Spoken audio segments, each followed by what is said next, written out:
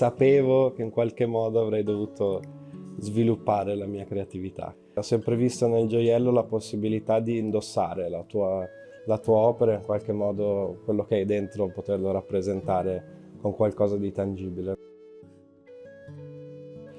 Da bambino i gioielli li disegnavo ogni tanto per me o per la mia famiglia o per gli amici e in realtà ho studiato moda, quindi ho seguito un percorso un pochino diverso, ma nel frattempo disegnavo lo stesso i gioielli, facevo questo.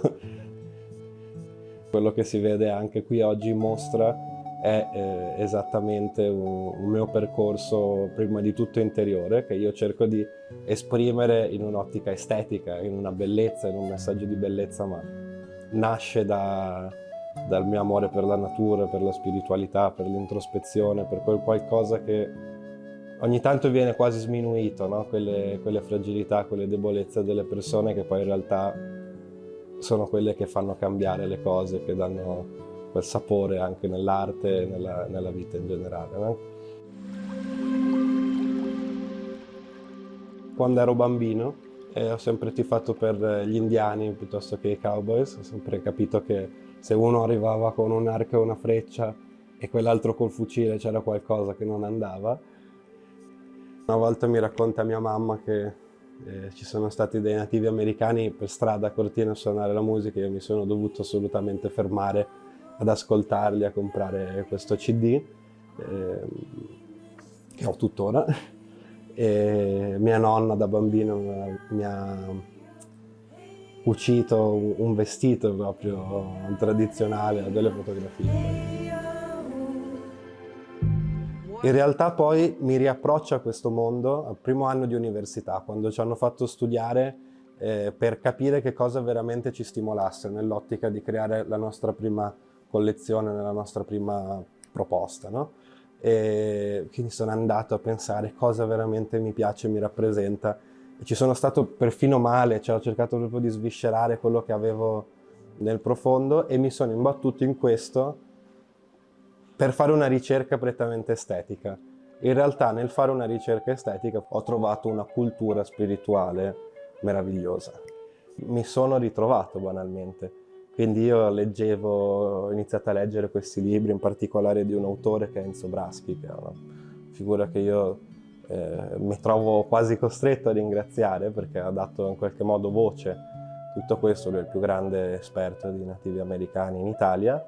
E io leggevo i suoi libri e dicevo, cavolo, ma io mi ci ritrovo in questo, perché sto vivendo così, sto pensando così, sto facendo così, o nella parte più profonda di me la vedo così.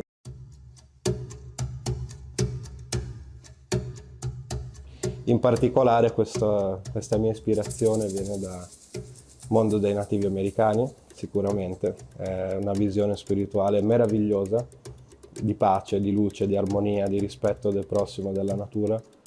E, in questo senso ho cercato di rielaborare la loro visione e renderla attuale ai nostri tempi, ai nostri giorni, quindi con queste forme innovative, con questo design un po' più accattivante rispetto al solito gioiello dei nativi che insomma si ripete nel turchese, nell'argento e quant'altro.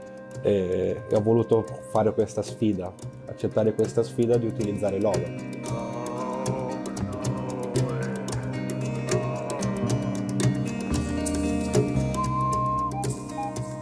Beh, la freccia è per me un simbolo molto importante. Per questa collezione ho deciso di proporre questa idea della freccia.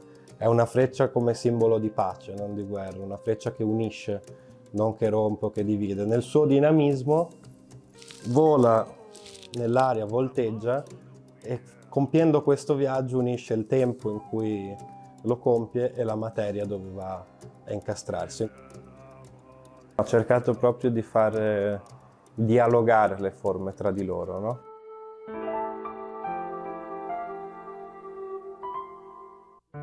C'è una duplicità in questi gioielli e cerco sempre di proporre un contrasto, cioè proprio cercare un gioiello introspettivo per me vuol dire anche proporlo in un modo in cui la materia appare grezza. Questo è un oro spazzolato, satinato, qui ho un anello con queste bruciature Però poi c'è sempre il contrasto, no?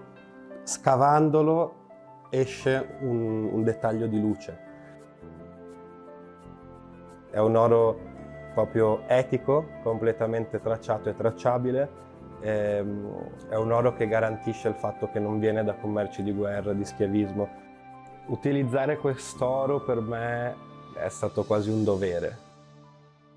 La catena è una parte molto difficile nella gioielleria, cioè la maglia della catena è quell'elemento basico che sembra semplice, ma in realtà farlo funzionare, farlo aderire alla figura, seguire le forme anatomiche del corpo in modo che cada bene non è mai semplicissimo. In realtà questa freccia funzionava bene.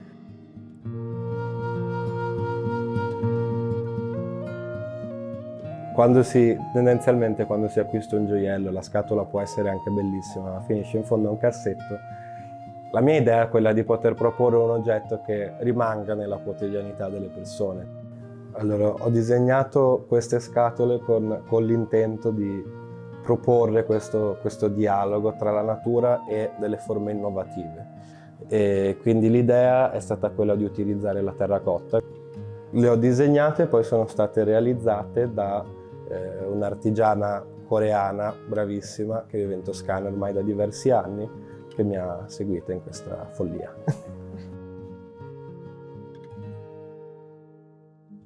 Allora, ho cercato di proporre un contorno a tutto questo mondo della gioielleria etica, e quindi l'idea più in generale è quella di creare un percorso immersivo. Un percorso immersivo alla ricerca dello spirito della natura, no? Quindi ci sono queste dune di sughero tra le quali si cammina, si alternano poi con queste teche realizzate in legno di recupero, effetto Corten, quindi sembra acciaio, ma in realtà è legno. Queste sezioni di legno fossile che mi piace pensare che sono come una foresta milionaria, non in termini economici ma temporali. E c'è un discorso con i profumi che ti avvolgono. È un'esperienza, un piccolo viaggio che a me piace pensare di proporre alla ricerca della spiritualità della natura, ma in realtà è come se fosse un viaggio dentro a quello che ho io di più profondo. Io sogno di vivere, di dormire dentro a un albero e di avere delle ali fatte di radici che in qualche modo ti piantano a terra ma ti fanno volare più di quelle che ti portano veramente in aria.